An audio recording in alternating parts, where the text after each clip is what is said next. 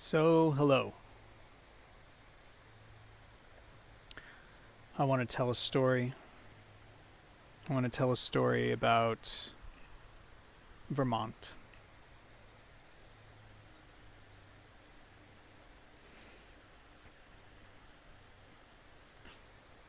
It's not a strong enough cell signal here for me to do a Facebook Live video um,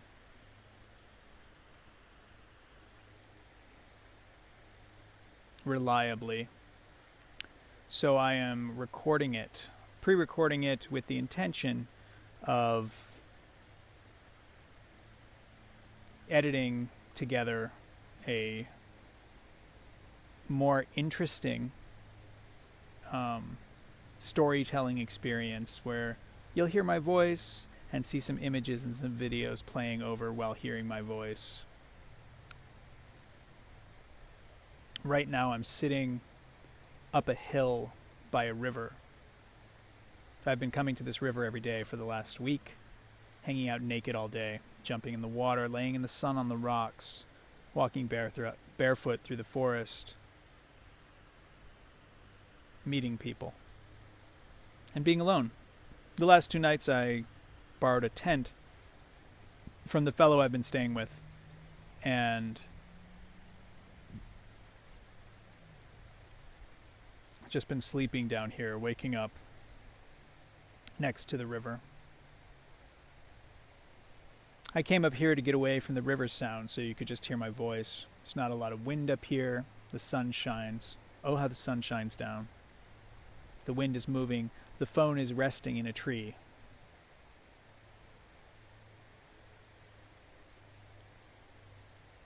I don't remember the first time I came to Vermont.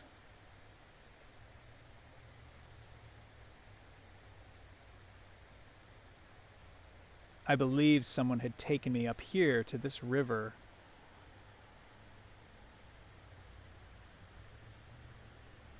somewhere in the aughts.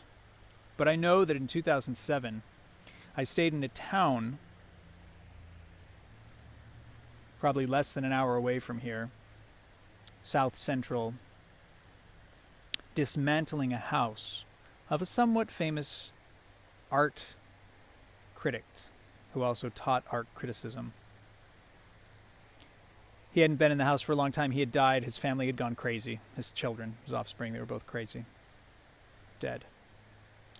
And we were throwing away all the trash, all their possessions, going through these old artifacts of living with the intention of lifting the house up and putting it on a new foundation so that it wouldn't collapse. Like a lot of old houses, I don't remember how old this house was. The foundation was just field stones stacked up, and the house was starting to buckle a bit. And it had another house attached to it that had once been a schoolhouse somewhere else in the neighborhood that somebody had, I guess, brought over and attached to the side of the house. But I was 28 at the time, I think. 27, 28, whatever. But I was very close to my Saturn return, and I felt exactly like that's what was happening to me, having the trash thrown out and having my house lifted up and put on a new foundation. And I was terrified of that. And my childish desires of being famous got the better of me. And I said, if I give this up and let myself be put in this new foundation, and I mean, it was a pretty good offer, really. I was in Hawaii. When I tell stories, it's always like there's no beginning, right? I keep wanting to be like, but this is how I ended up there, and then this is what happened. So I won't do that right now. Maybe I'll tell those other stories later. I was in Hawaii, and I met this guy on the internet, and he flew me to California, and then he flew me to New York for an art opening that I had, an art gallery. It was enough of a seduction to make me think that I actually had a future potential as a visual artist. And then he installed me in this house. And while I was in the house, I went to this river a few times. And it was amazing, and I loved it. Then I moved to New York in June of 2007. And oh, what a fun time I've had.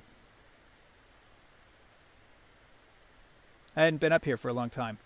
And last year, I started doing silent meditation retreats in central Massachusetts. I did one for 8 days, and then I did a second one for 3 weeks. It was actually 2. It was like one was 2 weeks, and then the other one was a week. But I kept saying, "Oh, I'm doing for 3 weeks. This is going to totally change me." It's funny to look back after doing a 3-month retreat and realize how naive I was. But that's generally what aging is about: is looking back and being like, "Wow, how naive I was." It's amazing the depths of our ignorance and naivete. But naivete is one of the, forces of life, innocence, that keeps us going, just hoping and hoping and hoping, or it's insanity. So I came up here last summer because in these silent meditation retreats, I find that people that I haven't spoken to in a long time, people from the past, would just come up and dance around my head. And, the relationship with, like, did I treat them well, or do I have guilt, or do I have fear? Can I make up for it? Some people said it was very 12-step, that I would contact people and be like, did I hurt you? Did I do things without knowing what I was doing? Because it's amazing how much we can hurt people without knowing we're hurting people, because we're just trying to get our needs met. Sorry, somebody said that to me once when I was in pain. Can't be angry at him. He's just trying to get his needs met. Anyway, so a lot of us, we're trying to get our needs met. And I contacted this person, and he, was not angry at me at all, and said he held no grudges, and invited me to come up and visit him. And he had moved up to Vermont, and a whole story had unfolded, and I was very happy. I felt like he was really living his dreams. He had a job, like doing insurance, something, in the greater Boston area, and he retired. He had bought some land up here in Vermont. He found a company that built garages, and he had the biggest garage they built, or maybe it wasn't the biggest, but it was pretty big. But then he finished it inside and made it a house. And you think a garage is a house, but I mean, it's really big and it's beautiful. Like, he really made it look gorgeous. He put 2 rooms on it, and they're not load-bearing walls because it's a garage, so the whole ceiling is just like strutted and held up in a really good way. And I was just really impressed that he was, and he had his backyard set up so that friends could come and visit. Yeah, there's a tent platform and an airstream in the backyard. And he had a river running through his backyard too, and it just felt like, wow, what a nice, simple life. To be able to retire with your money, the money you made from working your job in the city, and just live up in Vermont. Go to the many different nude sunbathing areas. Vermont's one of the only states in the Union that doesn't have a law against nudity. So you can come and be naked in Vermont and not get arrested or called a sex offender, or whatever that's called. So I stayed with him about a week after the meditation retreat. Maybe it wasn't a week, but it was many days, and came down to this nude area every day by this river. And he took me to another nude area that I'd never been to. And I loved it. And he kept saying, you can come back up whenever you want. You can come back up wherever you want. And it wasn't until the winter that I had realized that I had not come back up last summer. So after the last meditation retreat I did, which was around my birthday, of which this is part, I was planning to come up here with 2 of my friends, but then the weather was bad, and I thought, with 2 friends and staying in this one house, and it'll just be easier if we don't do that. It'll just be easier if we, skip the whole Vermont thing. So we did, and it was fine. But last week, is this still last week? I've been here for a week now. So a week and a half ago, or 2 weeks ago, let's say 2 weeks ago, I had been kind of invited out to the shore, but not really. Like, my friends who have the house on the shore hadn't really invited me out there yet. They hadn't talked to me about it. Maybe there was an assumption, I don't know. But one of my other friends was like inviting us along and hoping we'd get invited along. And I was like, yeah, we could do that. And I've done that. And I know what that's going to be like. And I thought about it, and I thought about it. And I was like, but what I really want to do is be naked in the forest in Vermont. That's what I really want to do. Look how green. Look how rocky. Look how much trees.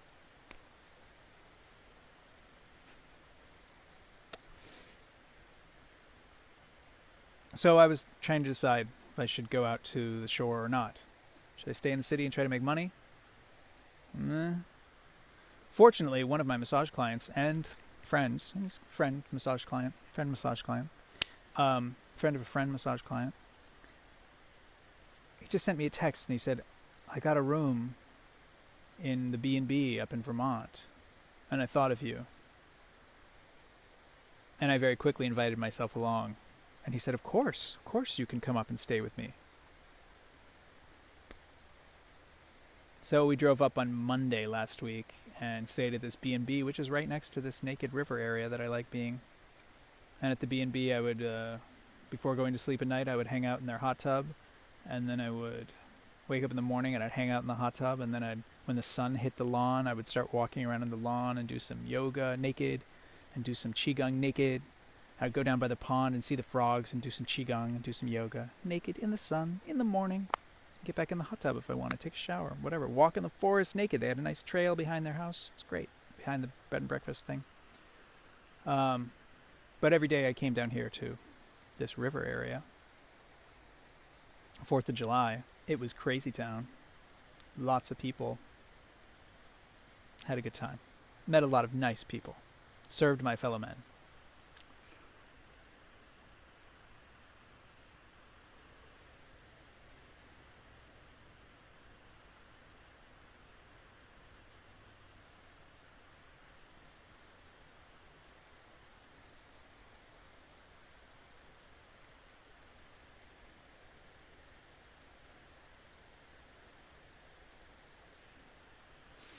And the weather has pretty much over the last week been tropical, meaning that it's raining every morning and sunny in the afternoons. Today is Monday. Saturday there was a huge thunderstorm. Sunday was sunny all day. And today's been sunny with some clouds, and it's supposed to rain tonight. So the friend I'm staying with, I met these people down here who have been camping for 2 weeks. Vegans. And that felt really inspiring to me. I was like, it's nice to be down here. It's nice to walk around, to meet people or not meet people, to talk to people or not talk to people, to walk around in the forest, to sit by the water, to lay on some hot rocks warmed by the sun, stare at rocks.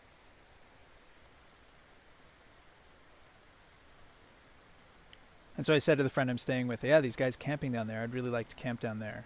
And he said, well, if people say they want to do something, they should do it. And I've got a tent and a sleeping bag, and you're welcome to use my tent and my sleeping bag and camp down there.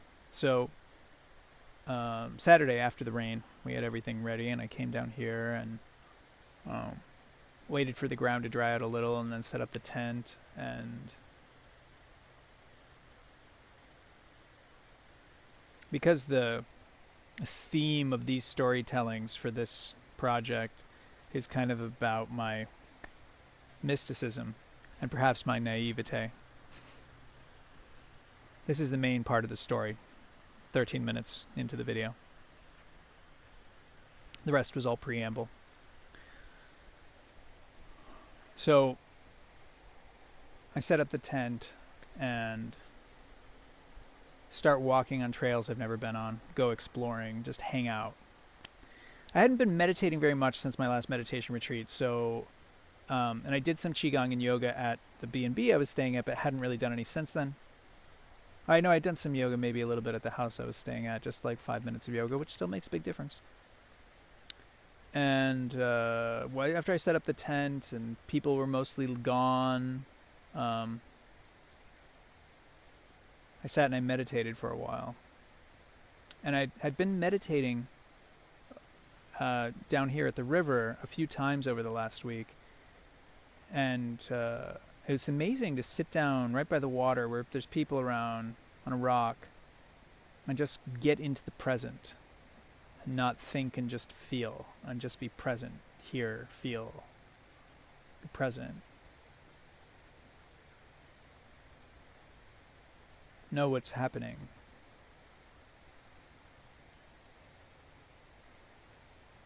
At the last meditation retreat I was at, one of the teachers said, I know this is a lot to ask, but perhaps you should let go just a little bit of your attachment to the high.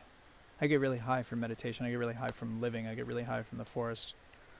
I'm not so into getting high from drugs, although I understand their usefulness.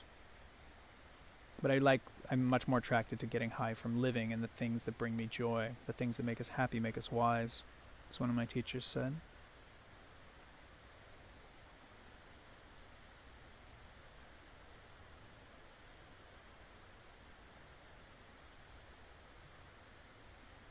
So I'd been having some really good meditations sitting by the river and getting high from just all of the beautiful sounds. Last night, the more I was aware of the sounds of the water trickling over the rocks, by rapids, mind you, so it's a lot of sound, I felt like it was slowing down and I was able to hear the intricate details of it. Like speeding up the processor slows down the action because you're able to be aware of more of the detail. But let's get back to Saturday. I drank the water that I had brought with me because I had been told by this guy who had been camping here for 2 weeks that there was a stream that he drank out of. The main river has a beaver pond upstream, so there's giardia in it, or beaver fever as some people like to call it. And it's not recommended to drink that because you'll get the shits. But there was a little stream going up the mountain over there, and they said it was artesian, that it was mountain filtered. And this guy who'd been camping here for 2 weeks said, well, I've been drinking it for the last 2 weeks and I've not gotten sick, you know. After a big rain like this, I'm careful not to drink it, and I had some apple cider vinegar with me, so I thought that would probably make it safe. So I went over to where they showed me this stream was. It was across the river, and it falls down like a beautiful little waterfall. And I thought, this would be great. I'll go and drink from that, but maybe I should see where it starts. I just thought, curiously, I walked along the path, got the layout, and I was like, well, let me just go upstream a little and see where it comes out of the ground. For I am an adventurer, and I am curious. And I went up the hill, and up the hill, and up the hill, and up the hill. It's very steep, and up the mountain. Vermont, green mountains, and hills, mountains, mountains. Climbing up the mountains, scrambling along, up the trees. Does that look funny? Well, this me being a little animal climbing up the trees, up the steep hills. And I got to a place where water was seeping out of the ground, kind of like a bog. I mean, not like a swamp, no, but the ground, like I stepped on it, it made like sounds. It was very interesting. And as you notice, I didn't have my phone with me. It was very nice to not have the phone. I've not been looking at the phone very much while I've been out in the forest. Imagine that. But I noticed that there were two streams coming together there at the place where I saw this bog. So I was like, okay, regardless of if any of this just comes out of the mountain, it doesn't matter because there's two streams here that are coming together here. So they're coming from different areas, and this is quite a long distance. So it's not really an artesian spring. It's just a mountain stream that doesn't have a beaver pond up the hill. So as I said, Saturday there'd been big thunderstorms, lots of rain. I thought maybe I should fill up my water bottle there, and I was like, nah, I'll keep going up the hill. I'll keep looking around. The sun all of a sudden came out and was shining through the trees. It had been gray for many hours. And so I looked, and it just looked like magic shining in the forest, like to see the light shimmering in the trees. And it looked like very end of the day kind of sun. And I was like, wow, the sun's going to set soon, but suddenly the clouds have cleared. How nice. And I went over to where the sun was hitting the ground. And I stood in it. I was like, how nice. And I looked up, and I saw more sun further up the mountain. So I went climbing up the mountain to get into more sun. And then when I was up there, I was like, oh, I'm almost to the top of the mountain. I could see an edge. I don't know if you've ever wandered around in a forest completely off a path, but sometimes you see an edge where all of a sudden all the trees are gone. Maybe that's a road or something. And I just felt like maybe it's a house. I was just curious, and I felt like I should go see what it is. And I'm having this magical, I'm in a forest, magical clean water stream experience. And I come up over the edge, and it's a gravel pit. Gravel farm. I don't know what these things are called, where there's just huge, the earth has been ripped open, the top of a mountain's been cut off, and there's, a huge pit in the middle of it, and there's gigantic machines around. But you can tell by my expression, perhaps, and the tone of my voice that it was kind of a bummer. I was like, oh. But my first impulse was to see what I could do about that. To be with it, to experience it. After having just had my magical, triumphant climbing up the mountain experience, I'm like, well, here I am. So I walk around the big. Came up on a mound of like black earth. I don't, that doesn't sound good. It was topsoil. It was a really nice mound of dark dirt, and they had been cutting into it, so it was like steep hill with the whole side cut away, and I felt like jumping into the soft part of it, but I thought that'll be really visible when the workers come back and look at this. So this is a Saturday evening, 7 something, maybe 8, who knows. So I walk around to try to leave as few footprints. I'm barefoot, mind you, carrying a water bottle and nothing else. And I just look at the gravel pit and I take in the sight. There's mountains behind it, pretty, green. Machines. And I walk towards the pit, and I walk down into the center of the pit, and I'm just noticing how this feels. It makes me sad. I understand the world we live in. We have these great technologies. We have our money. We have our food. We have our transport. We have our roads. It requires gravel for the asphalt. There's a pile of asphalt. I see it. Just a small one. So this isn't like an asphalt manufacturing plant, but it's part of it, I guess. Part of the system. And whatever else you might need gravel for. Cutting a mountain apart for gravel.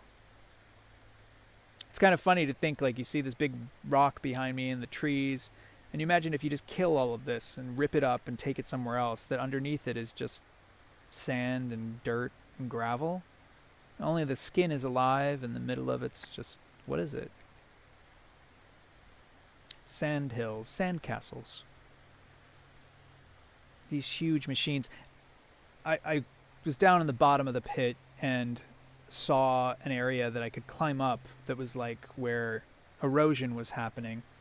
And I felt, well, if I climb up this, it won't, the footprints won't be so visible.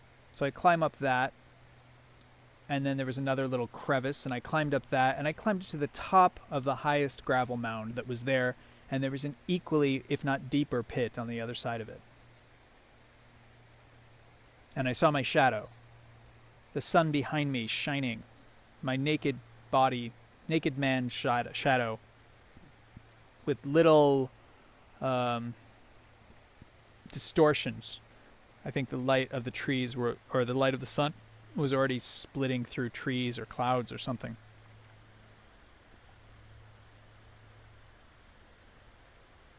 And again, I was just standing there taking it in. I looked down at these machines, and I remembered a story a friend told me down in Tennessee when a bunch of forest that had been there a while, generation or two, had been logged. And while it was being logged, one day he went out there and took off all of his clothes. The workers were gone. He took off all of his clothes and he climbed up on these machines that were ripping the forest apart. He would sometimes just go out there and watch them rip the forest apart. Like huge monster machines. You know, it's funny, like if you see movies and you see monsters, like the machines that rip the earth up are so much like the monsters portrayed in movies. Their gigantic jaws and their saws and their teeth and their... And he just put his naked body on this hard metal and felt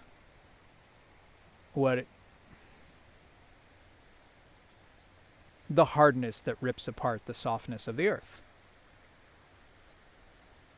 The trees. Trees are pretty hard, but you cut through them, rip them up with big monster robots. So I'm looking at the machines and I'm remembering this story and I'm feeling it.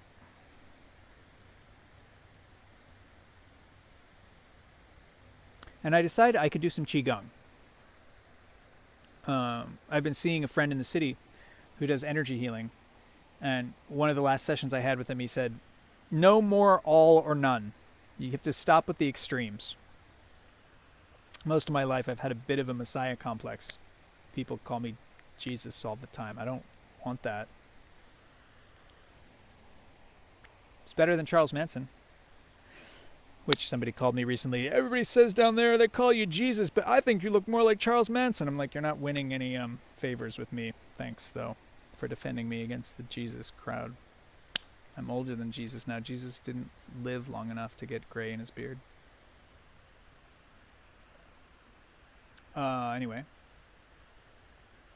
I decided I can do some Qigong. Part of the way I do Qigong, or all the stuff I've done with meditation and Qigong lately, has made me feel like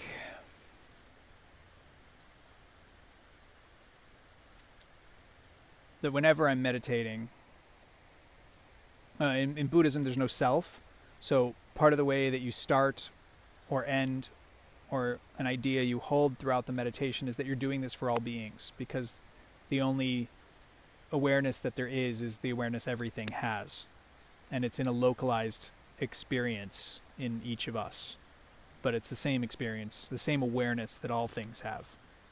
So in the Qigong I have a similar kind of awareness that I'm doing something to repattern this specific energy that I call self, so that it lives more in a way of unconditional love. That's the specific lineage of this Qigong I've been practicing lately. But being aware that there is that any kind of distance and separation is an illusion. So I figure, okay, I'm going to do this Qigong for me and for all beings. For all beings, that we may be in love, live in love, that we may be aware of the cost of our desires. And I'm doing this Qigong for this space, this wound in the earth, and all wounds in the earth like this.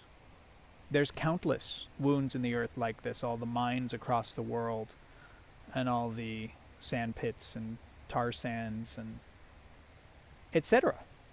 Countless. So, I do the all thing. I'm going to do this for all beings. I'm going to do this for all wounds in the earth, all awareness. And I've learned 5. I've learned 5 sets, but 4 of them I can adapt to be standing in this unconditional love, Shengzen, Qigong. And I'm thinking, well, I'll do one and then the other. No. I end up doing 3 of them. One about, it's called Awakening the Soul, and it's about opening the heart and like becoming one with the cosmos in an unconditional loving way. And then the second one I did was it the Healing Qigong? So it's about, again, like really balancing all the qi and becoming one with the cosmos. So you like stretch out to the cosmos and bring it in, and stretch it out and bring it in. And then this other one that's about Avalokiteshvara, or Kuan Yin, the Bodhisattva of compassion, which is really caring about the suffering of all beings. Because the more you care about it, the more open and present you are to it, the more it can heal. And I think in the middle of the healing one, the second one, I kept turning around because the sun was, I started looking at the sun, facing the sun, but then my back was feeling cold, so I would turn around, and then I would turn around. So in the middle of the second one, I turn around, and I'm looking at, and some of the Qigong I'm doing with my eyes open, some of the Qigong I'm doing with my eyes closed. I'm standing on this gigantic mound of gravel that's sandy gravel, and so like some of the Qigong, the feet move out, and so I'm pushing the sand out and pulling it together, and I open my eyes at one point and I look down and I see that distorted shadow doing these movements, and I just start laughing. And I remember how they say that laughing is so healing. They say this a lot in Qigong, in Taoism, they say it in yoga, they say it in a lot of things. The Kellogg's said it, laughing, so important. And I'm just laughing, and I'm aware that I don't know. There's nothing I'm laughing at. I'm just feeling the joy of living. And I look up, and there's a perfect, huge double rainbow over the sky. Again, the sun is in its like setting. This is late, right before the sun sets.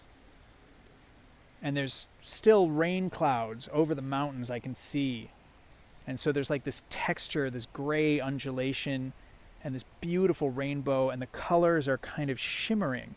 And I just watched with the friend I was staying with, I think a SciShow episode on YouTube about rainbows and double rainbows and the Alexander Band, because a sci-fi writer, Facebook friend of mine, had asked me if I'd seen the double rainbow, the Alexander Band in the rainbow I saw in Brooklyn 2 weeks ago. So I've been learning about double rainbows, the science behind them. And one of the things that I'd seen in the video with LeVar Burton was that if you have a special visor, which he may have just been making a Star Trek joke, then you can see supernumerary rainbows inside of the main rainbow. And he said they're usually there, but usually you can't see them. And so it's like this like echo refraction of the rainbow. But then in the outer double rainbow, the colors reverse. And I hadn't known that when I saw the last rainbow in Brooklyn. And when I saw that last rainbow in Brooklyn, I didn't remember the last time I'd seen a rainbow, except maybe in Hawaii last year. So I'm like, wow, it's amazing to sometimes be aware of, like, when was the last time I saw a rainbow? Shouldn't we be seeing rainbows every day? So I'm doing Qigong and like drinking in these colors, because like that's part of what Qigong is. You're exchanging energy with everything. So I'm like, expanding out to the cosmos, into the rainbow, pulling it through the rainbow, seeing the colors reverse, the supernumerary rainbows, the light shining in, the darkness between the band, in the Alexander Band, and then the light shining out. I was really like laughing my ass off and having one of those double rainbows, oh my God, moments. What does it mean? But I felt like it was really, like I was feeling a huge amount of energy flowing through me with this intention that all beings will be friendly towards each other, will be kind towards each other, will be open to love and know love. I wonder if I can remember all the things that I thought, but it was like that all beings will know love and will share love with each other and respect each other and the world they live in, and that all beings will be happy, and that all beings will care for each other, and that means the earth, and that all wounds in the earth like this will be cared about, and they will be healed, and they will not be necessary. How will they not be necessary? We have such hunger. I don't know. It's not my job, but I can wish. I can pray, I can fast, and I can wait. That's a Siddhartha quote that I always spins around my head, by Hermann Hesse. So that was a really delicious, wonderful high, and I stayed up there until the rainbow was almost gone and the sun pretty much set. There was still light, but it was moments before it was totally gone. And I was like, okay, now I have to get back down the mountain, which was quite steep, back down to the river, and finish setting up my camp before the light's gone, and fill up my water bottle, which I had not done yet. Oh, my butt's going numb. So I decided to just pick any spot. Again, trying to leave the least amount of footprints that the workers would notice. Who's been walking around here barefoot? One of those naked guys from the river down below. And I went just over the edge. And the first thing I saw was raspberry bushes, which you don't really want to go through when you're naked, but they're so enticing because they were fruiting, and there were some that were red. And I was like, wow, I probably shouldn't eat those because it's right next to this pile of asphalt. But I appreciated that they were there. And, when you're standing on the edge of a forest, the edge of the forest always has lots of green, like kind of protecting it. And I just made sure there was no poison ivy there. And I was like, okay, let's not step on the raspberry, but I know that if I just pass through this, I'll be in the forest again, where it's open and there's lots of pine needles and, it's not so hard to navigate. But it was so steep, and unfortunately there was years of trash thrown over the edge because, people ripping up the earth, what do they care about throwing trash into the forest, I guess? What do we care about throwing trash into the forest? What do we care about throwing trash wherever we feel like throwing trash? Do you care? Broken bottles. Barefoot. Old rusty metal. And down I go. I didn't get cut up. It was quite steep and quite an adventure, and I'm still laughing my ass off high on this amazing experience I had and am having. Get my way back down to the path, walk back over to that not artesian water stream that people are drinking out of, and I fill my bottle with the apple cider vinegar that has some apple cider vinegar already. I fill it with this fresh water, and I drink, and fill it back up again. Take it back to my tent and finish setting things up. And then went back out, and I sat by the river for a couple of hours waiting for the full moon to rise, because it was the night of the full moon on Saturday, but I did not succeed in seeing the full moon because I got too cold. I was naked, and it was night, and I was next to a river that was very loud. So I went to sleep. I woke up the next morning and just went out and hung out naked on the rocks. And unfortunately, my lips broke out in cold sores, which I've never had cold sores this bad in my life. And I had to think that it may have had something to do with all the kissing I was doing over the last week. But I've just, like I said, never had cold sores this bad. I have like blisters all over my lips. And I thought, well, probably my trying to heal the whole world thing again, maybe like, and feeling this tons and tons of energy flowing through my system, that was perhaps a bit too much.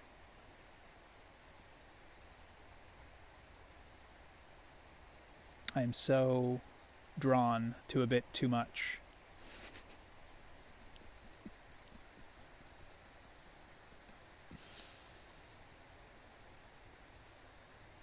But there we are. Just a different way of being. No more kissing. Well, at least not for a couple weeks until the lips are all healed.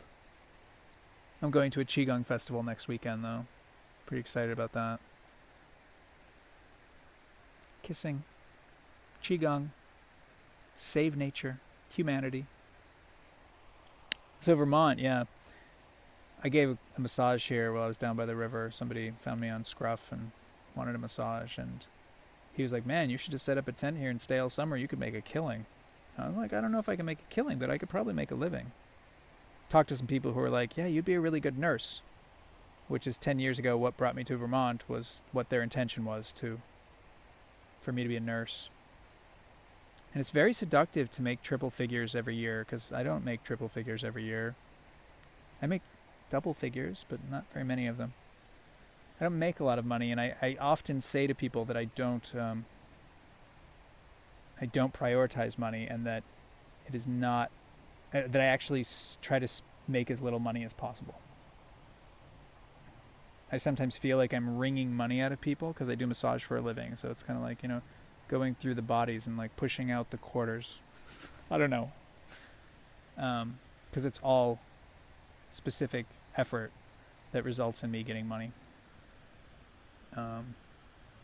Maybe that's what work is like for everybody. But I haven't had a paycheck in like 17 years. Well, at least not a regular one, just an occasional one for modeling or something.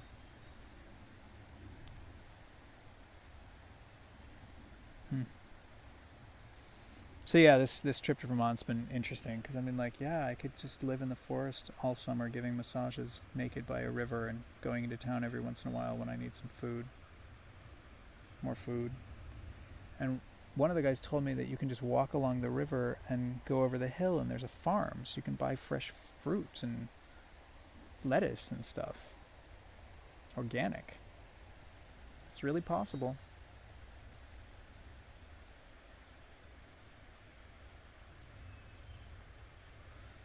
So, although this is probably, and I don't know how engaging it is to just stare at me in a forest by a rock and a tree with a canopy behind me, now I think that I'm not going to splice the forest video stuff over this. That'll just be a separate video. This will just be me talking. That'll be a separate video. And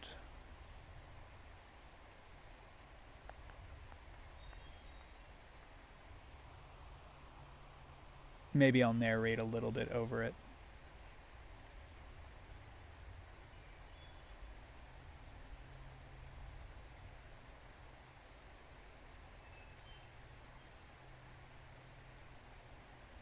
and listen to the river flow and listen to the birds sing.